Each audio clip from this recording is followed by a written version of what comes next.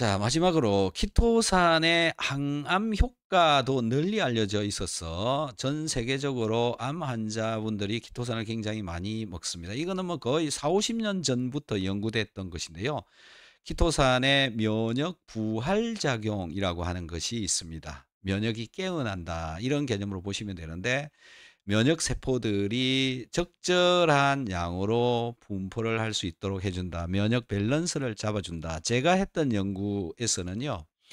자율신경을 조절을 하는 세포가 있습니다. 면역 세포. 그러니까 림프구하고 가립구다 이렇게 보시면 되는데요.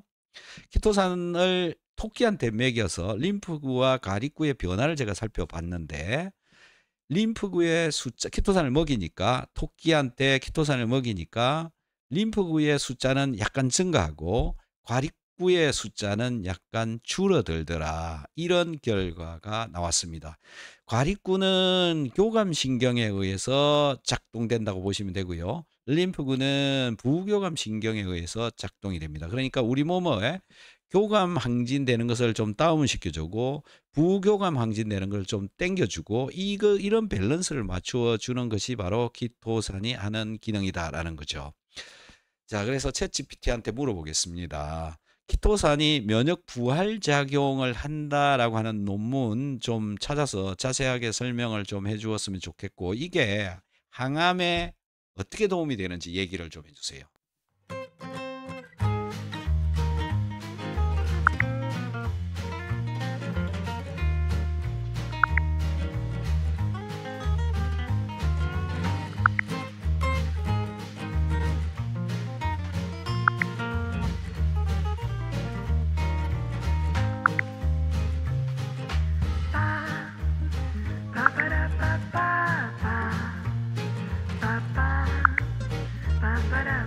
키토산은 면역 조절과 항암 효과로 주목받고 있습니다.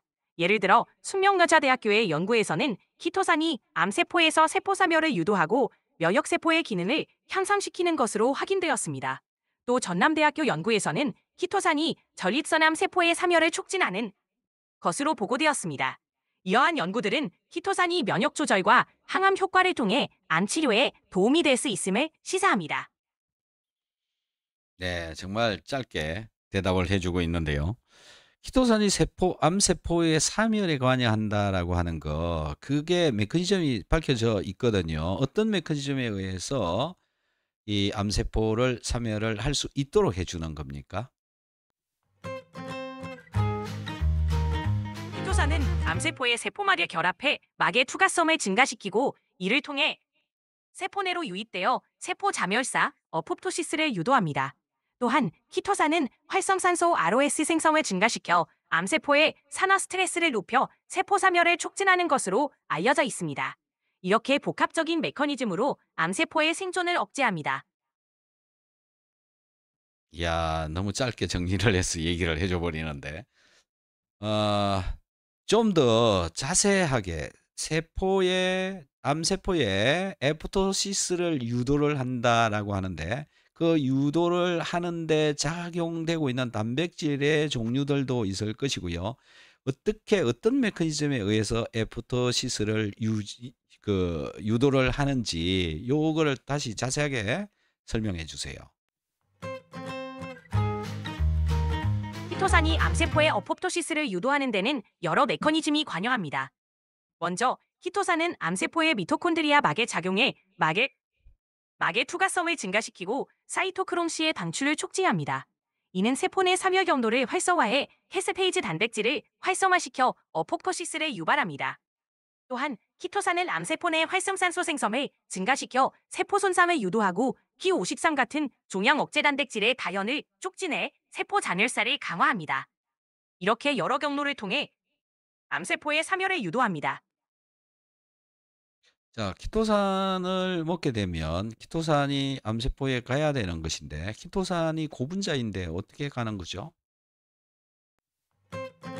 키토산은 소화 과정에서 저분자 형태로 분해되거나 일부는 장내에서 흡수될 수 있습니다. 분해된 저분자 키토산이나 올리고당 형태는 혈류를 통해 체내에 분포되어 다양한 조직과 세포에 배달할 수 있습니다. 이 과정에서 면역세포와의 상호작용을 통해 항암 효과를 발휘하게 됩니다. 네, 그렇군요. 자, 그래서 고분자 키토산을 먹게 되면 장내 세균에 의해서 분해되어진 것들이 들어가게 된다. 이게 이제 몸속에 들어가서 암세포에 작용을 하게 된다라고 했는데요. 지금 암세포에만 선택적으로 작용을 하는 것인지 아니면 정상적인 세포에도 작용을 하는 것인지 그거 어떻게 알 수 있을까요? 뭐 확립 키토산은 정상적인 세포에는 관여하지 않는 건가요? 세포 에포토시스를 유도하지 않나요? 정상적인 세포한테는? 키토산은 주로 암세포에 선택적으로 작용합니다. 이는 암세포의 막 구조나 대사 과정이 정상세포와 다르기 때문이에요. 암세포는 키토산에 더 민감하게 반응해 세포 사멸이 유도되지만 정상세포에는 상대적으로 영향을 덜 미칩니다. 따라서 키토산의 항암 효과는 주로 암세포에 대한 선택적인 작용으로 나타납니다. 야. 자, 여기서요. 우리가 간과하지 말아야 되는 건 뭐냐면은 키토산이 잘 분해가 되도록 장의 균들이 충분하게 유지가 돼야 된다. 그래서 유산균이랑 같이 먹어야 되는 그런 어 조건이 있는 겁니다.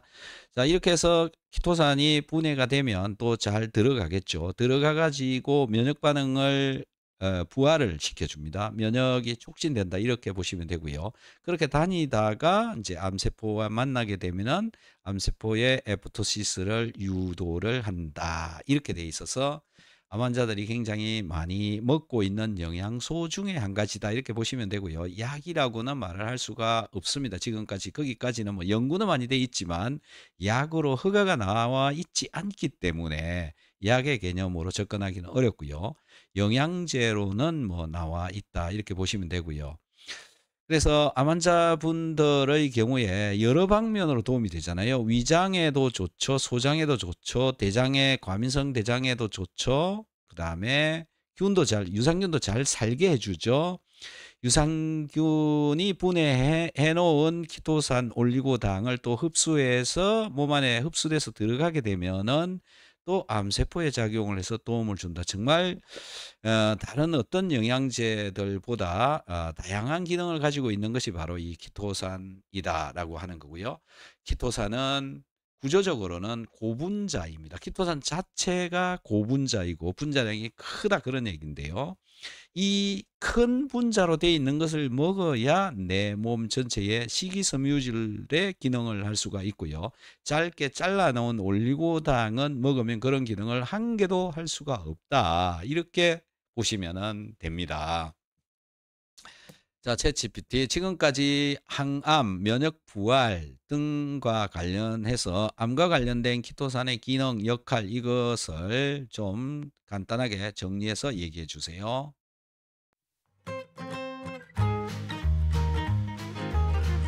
네, 키토산은 면역세포 기능을 조절해 면역력을 높이고 활성산소 생성을 증가시켜 암세포에 선택적으로 작용합니다.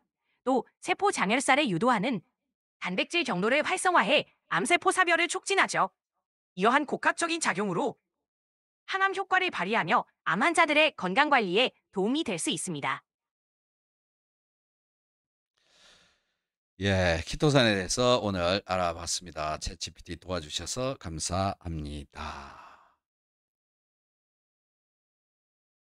네, 함께 이야기 나눌 수 있어 즐거웠습니다.